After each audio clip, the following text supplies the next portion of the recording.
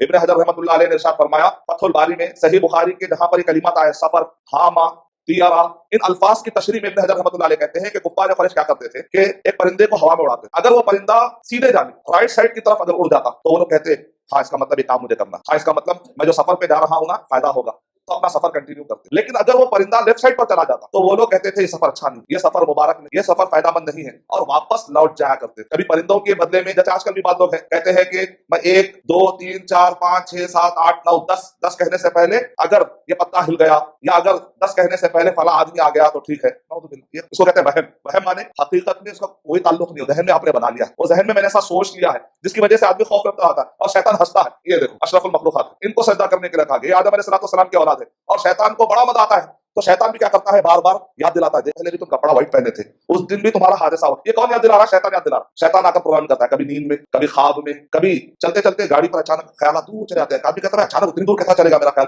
شیطان